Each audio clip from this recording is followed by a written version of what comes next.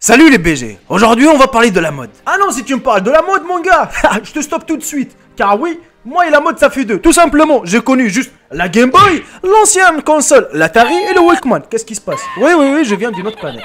Mais il y avait quelques modes à l'ancienne dans les années 40-50, voire même au 16e siècle, qui étaient assez chelous quand même, que toi et moi on l'ignorait. Ah, t'as envie de les découvrir, hein, on est bien d'accord. Eh ben laisse un bon petit j'aime et partage cette vidéo. Et c'est parti pour la vidéo. La jupe Hobble est une robe en forme de genou très courbée et des formes étroites. Appelée Hobble, c'est qui signifie l'obstruction et ce qui signifie encore qu'elle est serrée au niveau des genoux et entrave donc la marche rapide. La première apparition des jupes occidentales en 1880 fut la première apparition des jupes étroites entre 1910 et 1913 après Jésus-Christ à Paris par le couturier Paul Poiret, qui est inspiré par l'influence des régions orientales largement sur la culture occidentale. Mais en fait, la jupe Hobble est le développement des jupes étroites depuis le début du XXe siècle. Et ce qui est marrant encore les amis, c'est que ce genre de jupes, on le voit jusqu'au nos jours. Par la suite les amis, si vous croyez vraiment il n'y a que les femmes qui utilisent de rajouts, eh ben vous vous trompez, car au 16e siècle, là je vois beaucoup qui sont en train de rigoler. Et oui, au 16e siècle, beaucoup d'hommes n'ont pas eu confiance en eux, donc du coup ils étaient obligés d'utiliser des sous-vêtements et de les gonfler avec des rajouts, histoire que ça soit bien voyant entre les cuisses, on est bien d'accord.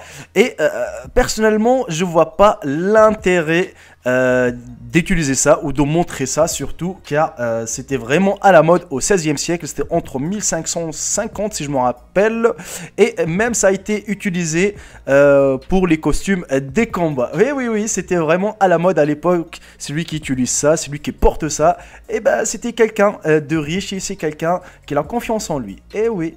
Par la suite les amis, je pense que la plupart d'entre vous connaissent déjà cette mode au niveau des coiffures et surtout chez les femmes. Et oui, c'était dans les années 80 où il y avait vraiment des coiffures assez bizarres et surtout il y avait le fixant des cheveux. D'ailleurs, ce vaporisateur, si on appelle ça, hein, c'est un petit spray qui fixe tes cheveux à la coiffure où tu veux, justement si tu le coiffes derrière.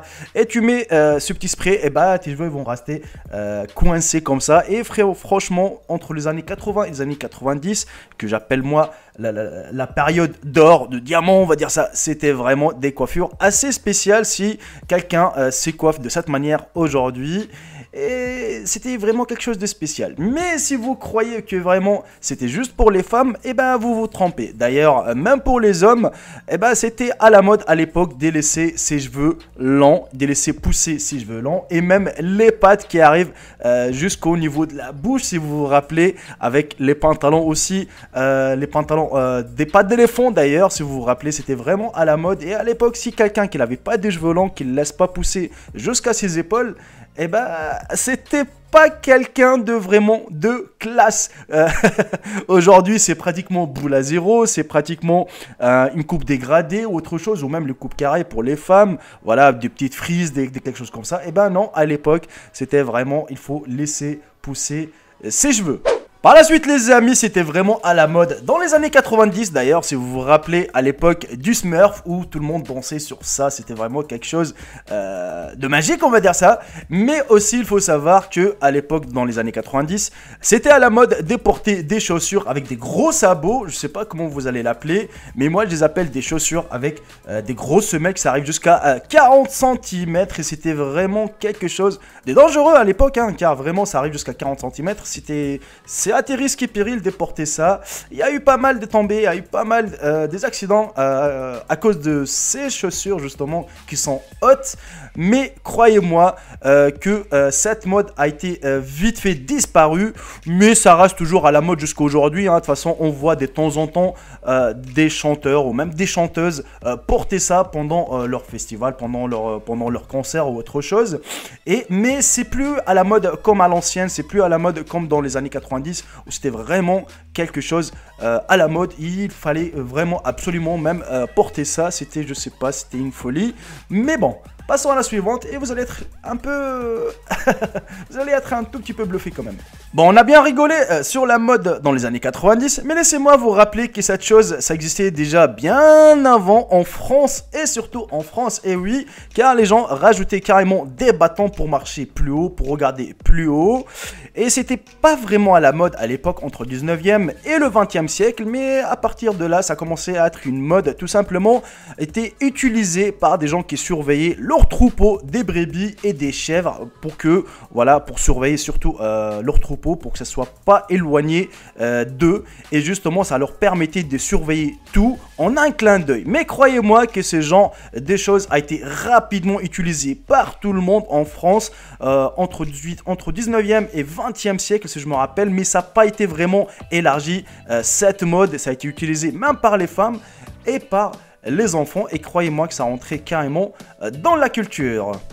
Et on laisse toujours le meilleur pour les derniers, les amis. Tout à l'heure, on avait bien rigolé sur les hommes du 16e siècle qui mettaient des rajouts dans leurs sous-vêtements. Et oui, mais maintenant, c'est au tour des femmes. Car il faut savoir, pendant les années 40 et les années 50, eh ben, les femmes, ils portaient des soutifs assez solides pour montrer un peu leur partie féminine. Vous voyez, c'est-à-dire, voilà, qu'elles sont fières, qu'elles ont ça, qu'elles ont des gros trucs, voilà, vous voyez. Eh ben, c'était justement à la mode pendant les années 40 et 50, mais après, c'est éteint, voilà, on ne voit plus cette mode, mais il faut savoir aussi que cette mode a failli refaire surface pendant les années 90, mais voilà, donc après, les gens, ils n'ont pas vraiment apprécié, et ben du coup, ils ont laissé tomber. Mais il faut savoir que pendant les années 40 et les années 50, croyez-moi, c'était vraiment à la mode que les femmes portaient ça. Ouais, c'est assez bizarre quand même, mais c'est à vous de me dire de ce que vous en pensez dans l'espace commentaire. Et on arrive malheureusement à la fin de cette vidéo, les amis. J'espère sincèrement qu'elle vous aura plu et qu'elle vous aura appris quelque chose. Alors, je pense que j'apprends rien aux anciens, ceux qui sont nés dans les années 70, les années 80, 90, comme moi. Je vous apprends rien par rapport au Smurf, par rapport au Walkman, par exemple, ou par rapport à certaines choses, les coiffures à l'ancienne, les jeans, ainsi de suite. C'était vraiment quelque chose, on va dire, à la mode. Aujourd'hui, par exemple, c'est qui s'habillaient, par exemple, à l'ancienne avec les pantalons, on va dire, pas d'éléphant. Aujourd'hui, si tu portes ça, t'es très très mal vu. À l'ancienne aussi, il fallait savoir que les hommes, il fallait qu'ils mettent des pattes comme ça, je sais pas. Tu vois, tu fais cette coiffure aujourd'hui, tout le monde va rigoler sur toi. À l'ancienne aussi, dans les années 80, il fallait, pour les hommes, hein, je parle toujours, il fallait porter des chemises collantes, mais vraiment collantes. Aujourd'hui, on te voit pas vraiment comme... Voilà, vous l'avez bien compris, j'ai pas envie de dire le mot, mais... Si à l'époque aussi tu portais un jean normal comme aujourd'hui ou des baskets d'aujourd'hui ou autre chose, les gens ils vont te regarder assez bizarre, ils vont dire attends, il vient de quelle époque, tu vois. Donc chaque époque a sa mode et c'était vraiment quelque chose de bien pour eux. Et ben maintenant quand on regarde ça, et ben on rigole sur eux. Mais croyez-moi, dans 20 ans, ils vont rigoler sur nous, sur notre méthode de vie, sur notre façon de s'habiller, sur la mode d'aujourd'hui. Dans 20 ans, notre future génération, ils vont rigoler sur nous. Mais ce qui est un tout petit peu marrant aussi, il faut pas exagérer. Par exemple, au 16e siècle, pour les hommes qui mettaient des rajouts, c'était quand même marrant, on est bien d'accord. Ou surtout pour ceux qui marchaient avec des bâtons, c'était quelque chose pour eux, voilà. Donc voilà, donc je pense que si tu portes un jean aujourd'hui et tu reviens à l'ancienne, au 15e, au 14e siècle, les gens ils vont être choqués, ils vont dire non mais attends, lui il vient de quelle planète lui? Tu vois, c'était comme ça à l'ancienne. Moi je me rappelle quand j'étais gamin, quand j'étais jeune, mais vraiment jeune, je vous ai présenté déjà, d'ailleurs il faut que je parle de la mode, je pense, de la technologie à l'ancienne, et maintenant il faut que je fasse une petite différence. Je pense que ce sera un très très bon sujet. À l'ancienne, moi la console, ma première console que j'ai eue, c'était Atari, avec les cassettes que tu insérais et tu jouais, c'était vraiment quelque chose de magnifique. Et surtout pour le Walkman, alors tu écoutais de la musique, tu mettais des cassettes dedans, c'était vraiment ouf. Officine, maintenant ça n'existe plus cela, mais on avait les MP3, je sais pas si vous vous rappelez, en USB, on avait les lecteurs CD, tout ça maintenant c'est devenu démodé, et croyez-moi, d'ici 10 ans ça va être quelque chose d'antiquité.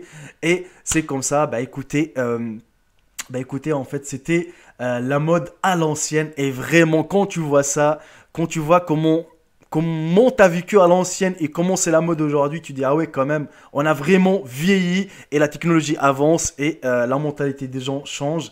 Et tout ça avance en fait. D'ici 20 ans, comme je dis, d'ici 15 ans, on verra plus, je pense, des clés USB. Ça va être vraiment des choses, ça va être des puces, je sais pas, insérées dans notre cervelle ou dans nos dents, ou je sais pas quoi. Les montres, ça va être carrément incrusté dans ta peau. Enfin, je sais pas, la technologie, elle avance.